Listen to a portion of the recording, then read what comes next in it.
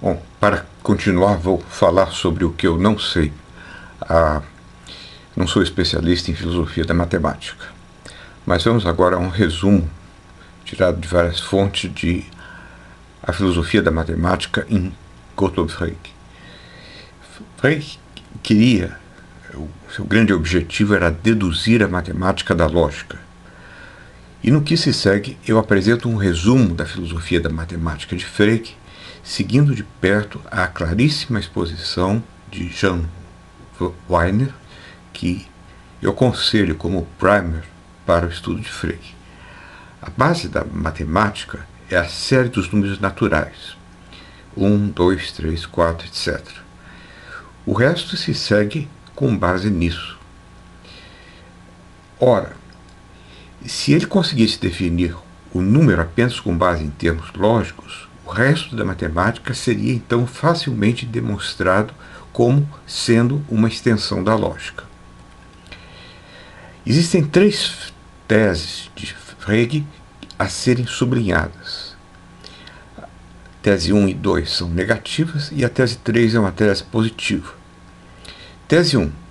Números não são propriedades de objetos externos, propriedades básicas. 2. Números não são subjetivos ou psicológicos, como imagens mentais, representações. Tese 3. Números são propriedades de conceitos. É num sentido muito próprio de conceito usado por Frege.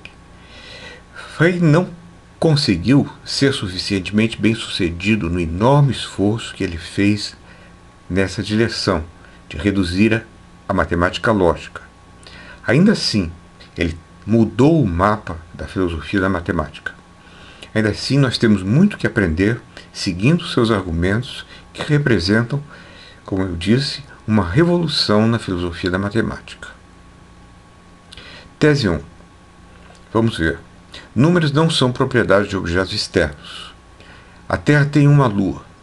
Parece que ter uma lua é uma propriedade da Terra, do objeto Terra. Mas para Frege isso é errado. Se alguém perguntar pelo peso de algo, todos sabem o que é. Ou a cor da Terra, ou a forma da Terra, é alguma coisa quase palpável. Mas o número é algo diferente. Assim como a existência é algo diferente. A existência para ele é uma propriedade do conceito, uma propriedade de segunda ordem. Então, como Frege diz, existência é a negação do número zero, que mostra um caráter aparente entre existência e negação do número zero.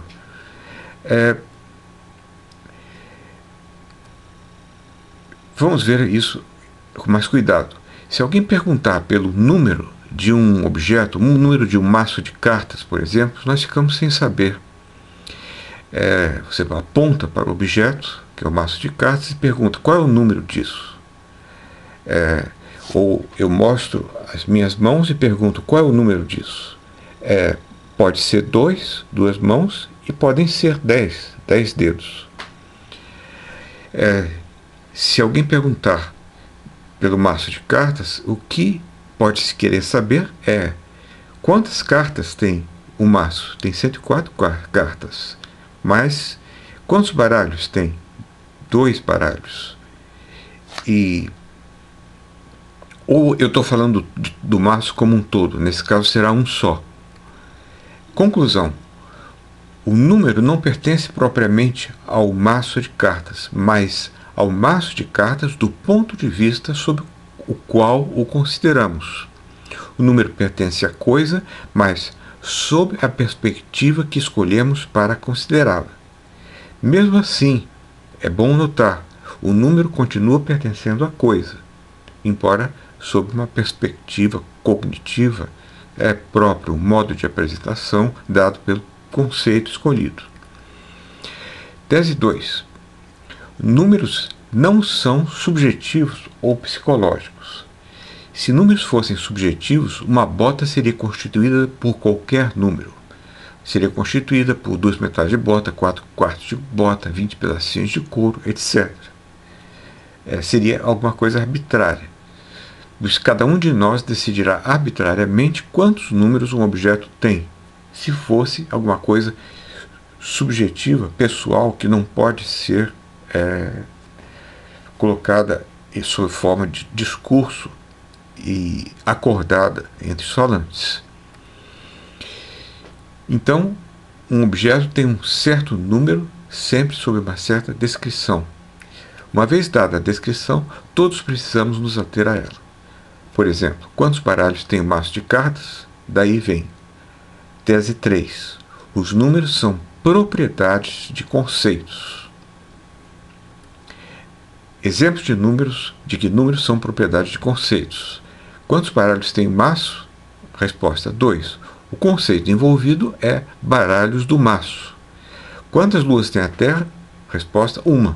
O conceito envolvido é lua da Terra.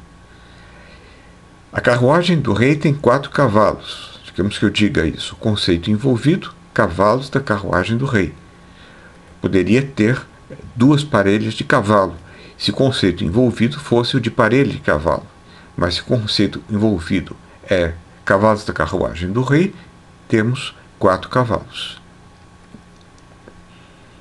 E conceitos não são para Frege subjetivos ou psicológicos.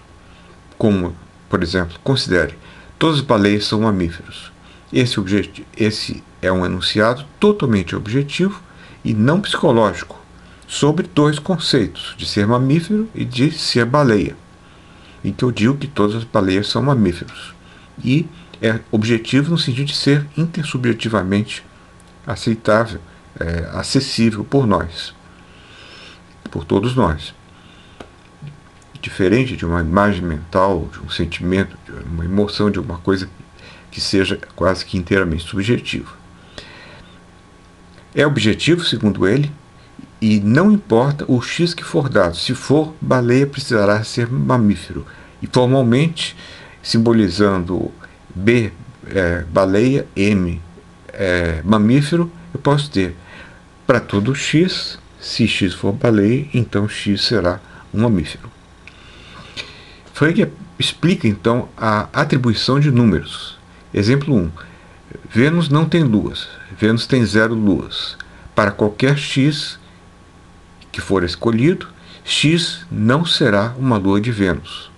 Ou ainda, simbolizando lua de Vênus como L, eu tenho para todo X, não LX. Para todo X, não é o caso de que seja uma lua de Vênus. De que X seja uma lua de Vênus não é o caso. Para todo X, não LX. Dizer que Vênus tem 0 luas é dizer algo sobre o conceito de Vênus. Ele não é aplicável, nada cai sobre ele. Ou seja, que ele não tem instâncias. Conceito de lua da Terra. A Terra tem uma lua. Para qualquer coisa que encontremos, se for uma lua da Terra, será a lua da Terra, porque é única.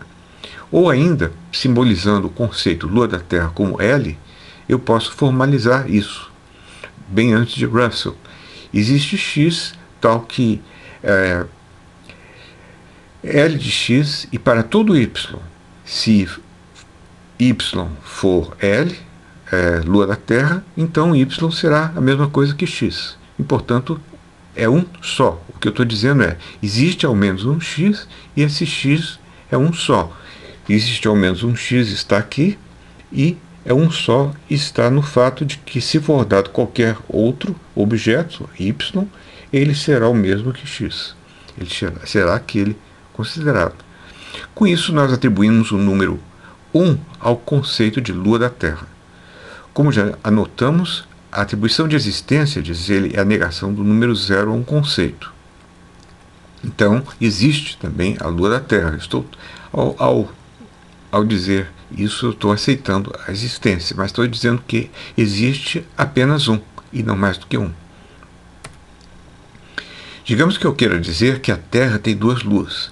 Nesse caso, devo atribuir o número 2 ao conceito de lua da Terra. Isso é um outro exemplo. A Terra tem 2 luas. Para tal, eu devo dizer que há duas coisas distintas, x e y, que são luas da Terra, e que tudo que for lua da Terra será x ou y. E simbolicamente, como U é o mesmo que lua da Terra, eu posso dizer existe x e existe y, tal que x é a lua da Terra, U, e y é a lua da Terra, U, e não é o caso que x é o mesmo que y. Então são dois. Mas poderiam ser três. E como eu impeço que sejam três? Pelo final da frase. E para todo z, todo outro que não é nem x nem y, se for lua da Terra, ou será x ou será y. Z ou será x ou será y, não poderá ser outra coisa. Então, com isso eu fecho, mostrando que só existem duas e não mais que duas luas da Terra. Assim, atribuições de números são sobre conceitos. Mas Frege não quer só isso. Ele quer definir números em abstração dos conceitos particulares. Eu penso que essa é a distinção entre a aritmética aplicada e a aritmética abstrata. Aplicada, 2 cadeiras, 3 jarros, 2 peras mais 3 maçãs dão 5 frutas. E a aritmética abstrata é 2 mais 3 é igual a 5. Eu não preciso considerar nenhum objeto, nenhum conceito. Ela vem depois. Nós começamos a aprender aritmética com aritmética aplicada, contando objetos, através de numerais. Então, ele quer definir números em abstração de conceitos particulares, pois quer aplicar enunciados como 1 não é idêntico a 0. Muitos enunciados da aritmética são identidades que abstraem qualquer conceito particular, como eu disse. Por exemplo, 2 mais 3 igual 4 mais 1. Ambos estão falando do número 5. Mas identidades são entre objetos. O número 5 aqui é um objeto. Por exemplo, 2 mais 3 parece se referir ao mesmo objeto que 4 mais 1. Aqui eu não tenho o conceito ao qual me segurar. Disso, Frege conclui que números devem ser objetos que são para ele completos, fechados, saturados. Números em última análise. Mesmo que no caso não sejam objetos materiais, seriam objetos abstratos. Assumindo que números são objetos, vem a pergunta sobre o critério de identidade para esses objetos. Exemplo, se digo A é igual a B, qual é o critério de identidade? Qual o critério pelo qual eu identifico um número como sendo o mesmo? Ora, dados quaisquer conceitos f e g, a eles corresponde o mesmo número se houver uma correspondência de 1 para 1 entre os objetos que caem sob f e os que caem sob g. Exemplo, 2 mais 3 é o conceito f, e 4 mais 1 é o conceito g. E se você conta, você verá que há 5 objetos, 5 entidades, e elas se correspondem bionivocamente. Cai o mesmo número 5, tanto sob o conceito f, quanto sob o conceito g. Com isso ele quer, em passos, abstrair do conceito f particular, do conceito g particular. Exemplo 2. Aqui os conceitos f e g são: f é o conceito de número de notas musicais, que são 7. Dó, ré, mi, fá, sol, lá, si. E G, o número de dias da semana, que são segunda, terça, quarta, quinta, sexta, sábado, domingo, também são 7. O número que corresponde a um conceito é o mesmo que aquele que corresponde ao outro. Quando isso acontece, os conceitos são ditos por Frege equinuméricos. Gleichzählig. Note-se que isso é um ponto que é considerado importante. Nós não precisamos contar para saber que os conceitos são equinuméricos. Você pode simplesmente ver que aqui nessa mesa, para cada prato há um lenço, ou para cada garfo há uma colher. Por exemplo, eu sei que os talheres de cada prato, de uma mesa bem posta, os garfos e facas são equinuméricos e eu não preciso contá-los para saber disso. Não preciso contar cada dupla de lenço e prato que existe nessa mesa para saber que esses 4 objetos, pratos, lenços, são equinuméricos. Para cada faca F há um garfo G, e não preciso contar para entender a equinumerosidade. Então, a equinumerosidade poderá entrar no definiens do número, que é o definiendo, porque ela não contém o conceito de número. Então, eu não repito no definiens o que eu quero definir, o definiendo, o número. Por isso, se o conceito de equinumerosidade aparecer no definiens de número, esse procedimento não será circular. Ora, mas se um certo objeto é um número, deve existir um critério para decidir para cada objeto se ele é ou não é esse número.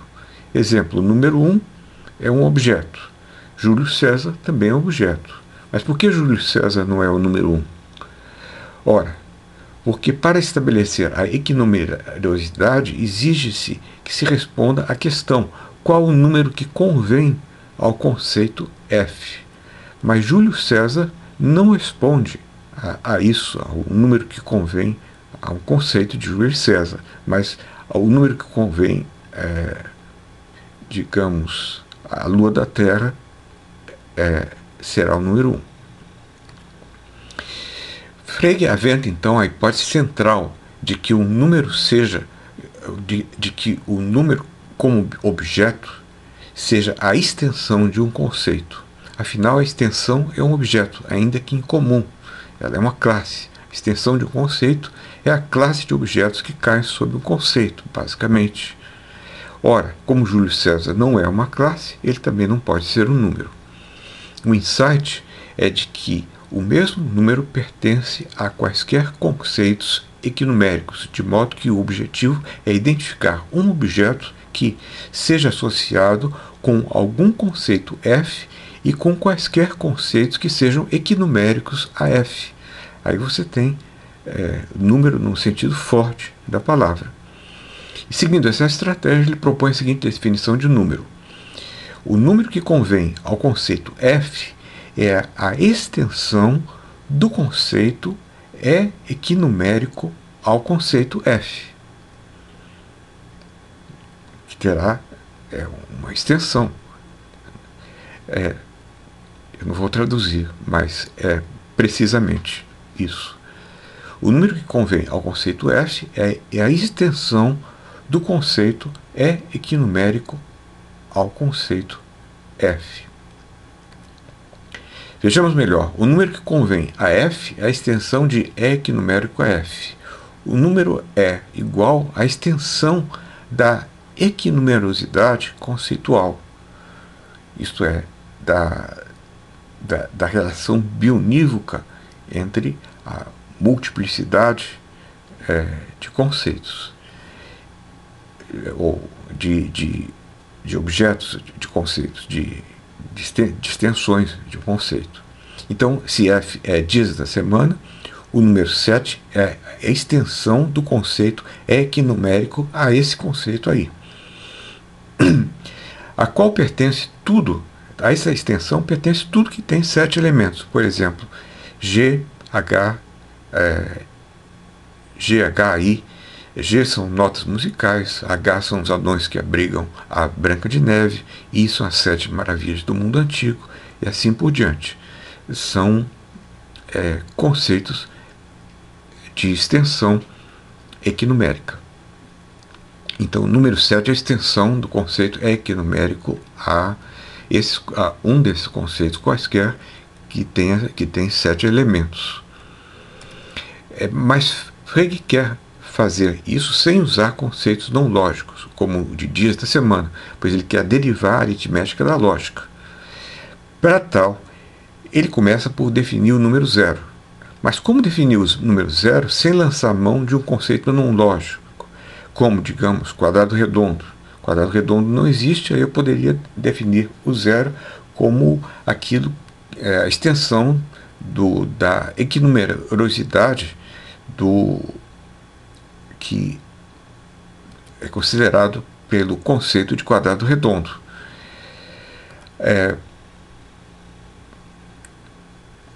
Mas ele vê que isso não pode, porque quadrado redondo não é alguma coisa que é construída a partir de noções empíricas, ou noções não puramente lógicas, ou noções da geometria. Ora, então ele sugere o seguinte: vamos usar o conceito não é idêntico a si mesmo. Ele não tem extensão alguma. Qualquer coisa precisa ser idêntica a si mesmo. Nada não é idêntico a si mesmo. E com isso ele pode definir o número zero. Zero é a extensão do conceito de ser equinumérico com o conceito de não ser o mesmo que ele mesmo.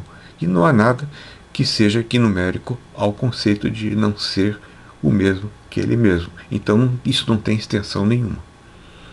Zero é zero. Com isso, Frege pode também definir o número 1. Para tal, ele precisa de um conceito que se aplique exatamente a um objeto. Ora, o conceito de zero se aplica a só um objeto, o número zero. Daí a definição de 1. 1 é a extensão de equinumérico com o conceito de idêntico a zero. Só tem um objeto que é equinumérico com o conceito idêntico a zero. Então, ela é a extensão que tem em si mesma todas as extensões com um só membro, que é o conjunto vazio. Definição de número 2 é a extensão de equinumérico com os conceitos de idêntico a zero ou idêntico a 1, e assim por diante. Como apêndice, eu preciso falar do destino posterior do logicismo em Russell e definições contemporâneas de número, alguma noção muito básica. O projeto de redução da matemática lógica, iniciado com os fundamentos da aritmética por Frege, foi complementado por As Leis Fundamentais da Aritmética, de 1893, 1903. E esse trabalho, Frege, a partir disso, ele mais ou menos que desiste da tentativa devido a um problema encontrado por Russell, mas Russell prossegue junto a Whitehead, escrevendo a grande obra que são os Princípios da Matemática, publicado em 1910 e 13. É interessante fazer um breve resumo das dificuldades e resultados do projeto.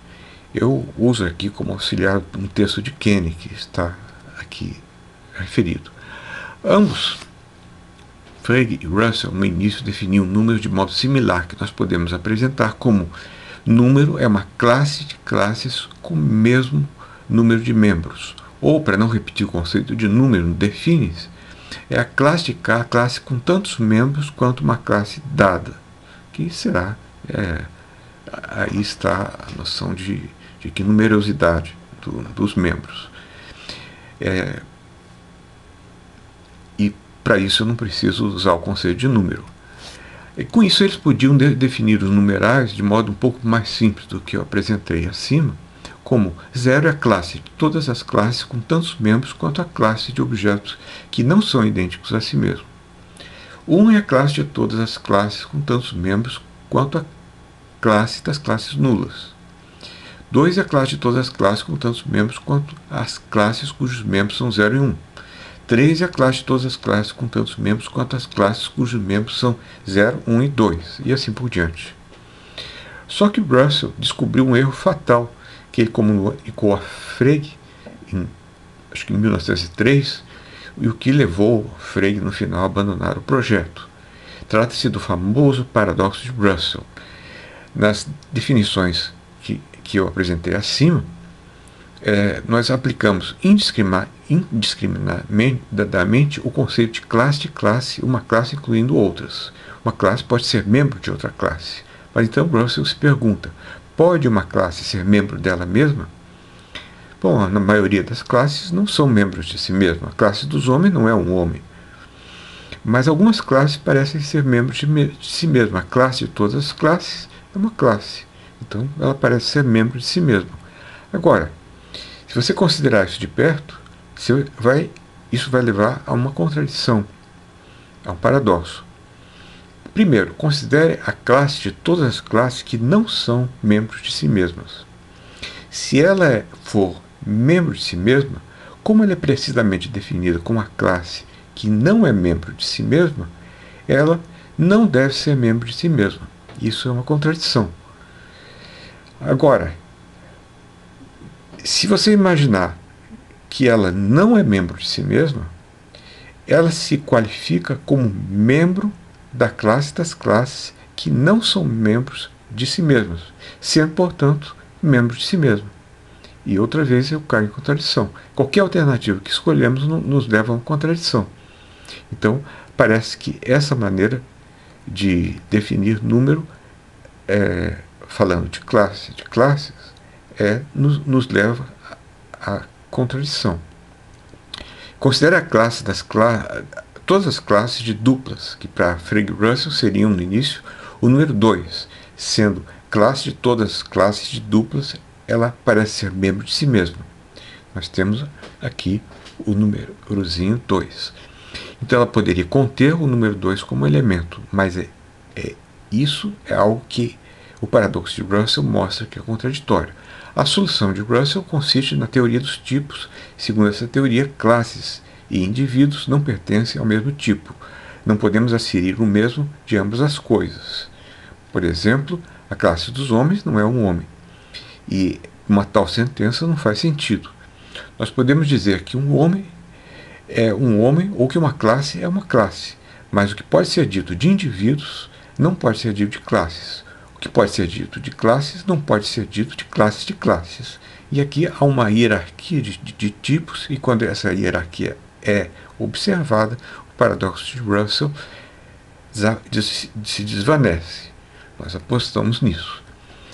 Mas isso torna definições de número como a de Frege impossíveis, pois elas presumem classes de classes ao definirem números, enquanto a teoria dos tipos proíbe a formação de classes de classes. Devido ao paradoxo de Russell, como nós dissemos, Frege acabou por desistir do seu projeto. Mas Russell continuou esse projeto escrevendo os princípios da matemática. E a solução final de Russell é a seguinte: 0 é a classe cujo único membro é a classe nula. 1 é a classe de todas as classes cujos membros são similares a 1. A classe cujo único membro é a classe nula. E 2, qualquer outro objeto que não seja membro da classe. 2 é a classe de todas as classes cujos membros são os membros da classe usada para definir o 1. E B, qualquer outro objeto que não seja membro da classe definidora. Sempre eu me valho de qualquer outro objeto para prosseguir a numeração. Assim, cada número passa a ser definido como uma classe de indivíduos. O problema é que, como a série dos números naturais é infinita, ela não pode ser definida se houver um número infinito de objetos no universo. Ou melhor, ela só pode ser definida se houver um número infinito de objetos no universo, porque eu tenho sempre que me valer de mais um objeto para prosseguir para o próximo número natural. Que haja um número infinito de objetos no universo para construir a série infinita dos números naturais, Russell aceita isso. Bites the bullet, introduzindo o chamado axioma da infinitude, segundo o qual há um número infinito de objetos no universo. Pode ser que o axioma da infinitude seja mesmo altamente provável, como o Russell pensava, mas isso é um grande entrave para a tentativa de derivar os números naturais da lógica, uma vez que ele é uma asserção empírica e não uma asserção lógica. Então, cai por terra a tentativa de tornar a matemática totalmente uma extensão da lógica. Ela tem que incluir, para isso nós temos que incluir o axioma da infinitude. Então, a pretensa redução da matemática à lógica se torna limitada. Definições contemporâneas, uma delas é de von Neumann, que fez mais sucesso e hoje é mais aceita. 0, conjunto vazio. 1 é o conjunto que tem como único elemento o conjunto vazio. Aqui. 2 é o conjunto que tem dois elementos, o conjunto vazio e o conjunto que tem um só elemento, que é o conjunto vazio. 0 e 1. 3 será o conjunto que tem três elementos, o conjunto vazio, o conjunto de um só elemento e o conjunto que tem dois elementos, 0, 1, 2. Com isso eu tenho 3. Vejam só, essa definição de 3 ela é compacta, porque ela mostra que o 3 inclui os números 0, 1 e 2 como elementos. Isso é interessante. É elegante, como alguém disse. Não só elegante, mas ela é compacta e mostra aquilo que você pode deduzir do número 3, que ele contém 1, 0 e 2. Assim eu entendo. Zermelo sugeriu algo um pouco mais diverso, um pouco mais bronco.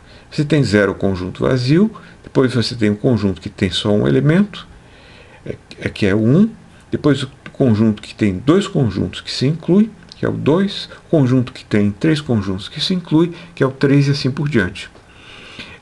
Um problema, tanto com as definições de Neumann quanto a de Zermelo, é que elas não mostram o que é comum a todos os números.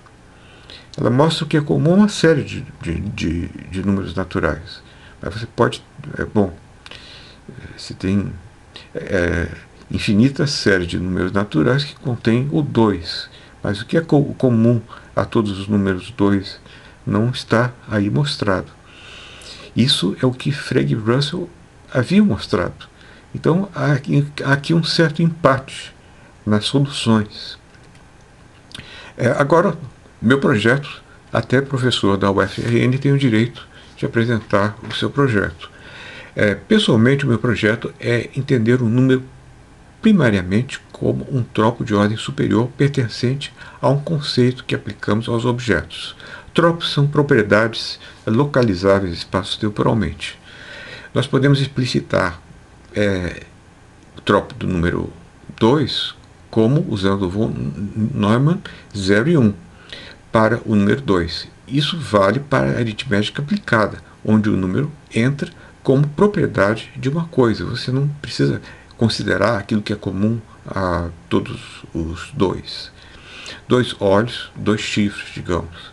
Agora, para a aritmética abstrata, que trata o número como objeto 2 mais 2 é igual a 4, nós precisamos tratar o número como universal, que pela teoria dos tropos é ou conjunto ou a soma dos tropos precisamente similares uns com os outros. Isso seria o universal. O universal de azul seria a soma de todos os azuis ou o conjunto de todos os azuis. Ou assim também o universal de cadeiras seria o conjunto de todas as cadeiras, ou a classe de todas as cadeiras. Mas para evitar o conceito de conjunto, eu prefiro uma disjunção. Eu tenho esse azul, essa mancha de azul, ou qualquer outra mancha de azul precisamente similar a ela. Isso me dá o universal de azul, que não deixa de ser particular, porque exige que eu pense que me seja dado esse azul. Então, eu uso uma distinção entre um tropo dado e qualquer outro precisamente similar, qualitativamente idêntico a ele. Assim, eu posso também definir o número 2 utilizando von Neumann.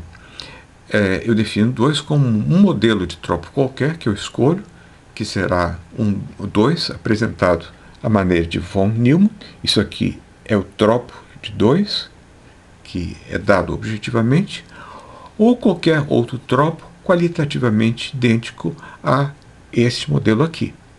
Isso é o universal do 2, é o 2 abstrato, é o objeto, o que se pretendia que fosse o objeto abstrato 2. E com isso nós damos conta tanto do número como propriedade objetiva, aqui em cima seria um tropo particular, quanto como propriedade de todos os números idênticos a ele. E assim eu termino a parte sobre filosofia na matemática.